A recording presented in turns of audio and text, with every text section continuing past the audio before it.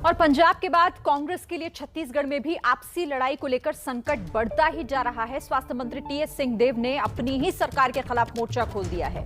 TS Singhdeo पर कांग्रेस के ही एक विधायक ने हत्या की साजिश का आरोप लगाया था। अब सिंहदेव का यह कहना है कि जब तक इस मामले में सरकार का बयान नहीं आएगा, मैं सदन में नहीं जाऊंगा।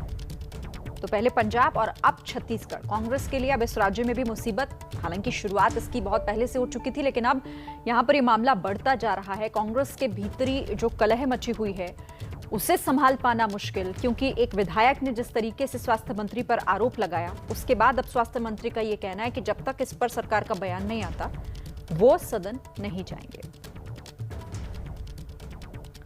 तो कांग्रेस के विधायक हैं बृहस्पति सिंह, जिन्होंने टीएस सिंहदेव पर यह आरोप लगाए थे और इसको लेकर विपक्ष लगातार बघेल सरकार पर हमलावर है। छत्तीसगढ़ के पूर्व मुख्यमंत्री रमन सिंह का यह कहना है कि पहली बार हो रहा है जब एक मंत्री अपनी ही सरकार से जवाब मांग रहा है। हमारे साथ डॉक्टर रमन सिंह भी हैं। डॉक्टर साहब, कैसे देखते हैं इसको? पूरे सरकार 70 सीट की सरकार को कांग्रेस नहीं संभाल पा रही।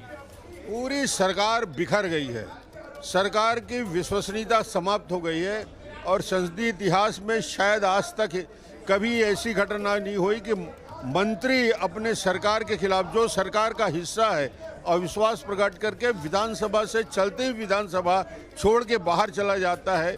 यह अपने आप में अभूतपूर्व घटना है। यानी सरकार का अस्तित्व को नकार दिया गया है। अब जब मंत्री सरकार पर भरोसा नहीं करता तो छत्तीसगढ़ की 2.5 करोड़ जनता क्यों भरोसा करेगी? 2.5 साल आपस की लड़ाई, ये क्या है? शक्ति प्रदर्शन विधायक।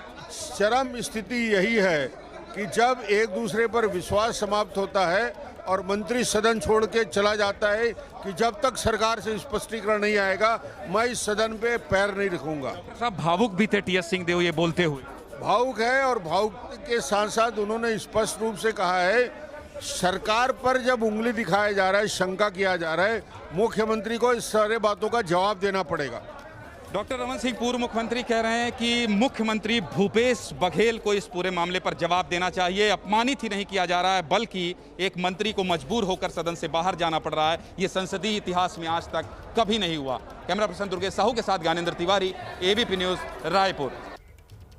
तो देखिए, विपक्ष को तो बैठे बैठाए एक मौका मिल ही गया। जिस तरीके से सरकार में भीतरी लड़ाई चल रही है, और इसी पर बात करने के लिए हमारे संवाददाता ज्ञानेंद्र तिवारी इस वक्त मेरे साथ हैं। ज्ञानेंद्र, मतलब ये तो अपना ही घर नहीं संभाला जा रहा, ये लगातार मामला बढ़ता जा रहा है। पहले बृहस्पति सिंह और अब यहाँ पर टीएस सिंहदेव कह रहे हैं कि जब तक सरकार नहीं कुछ बोलेगी, मैं जाऊंगा ही नहीं सदन में।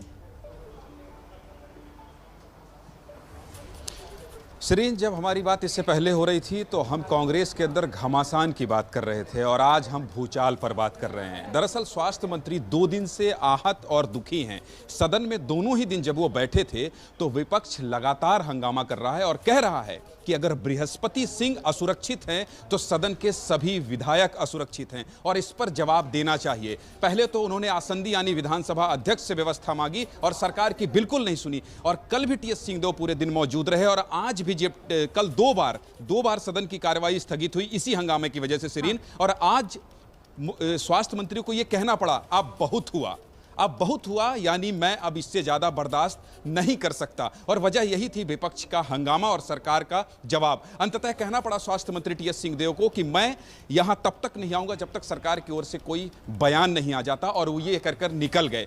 तो जिस तरह से विपक्ष ने इस पूरे मामले को आड़े हाथ लिया है और कह रहा है कि सरकार पर भरोसा नहीं है, तो निश्चित तौर पर अब ये राजनीतिक अस्थिरता जो छत्तीसगढ़ में है, ये कहीं ना कहीं राजस्थान, मध्य प्रदेश और पंजाब की ओर जाती दिखाई दे रही है। शरीन,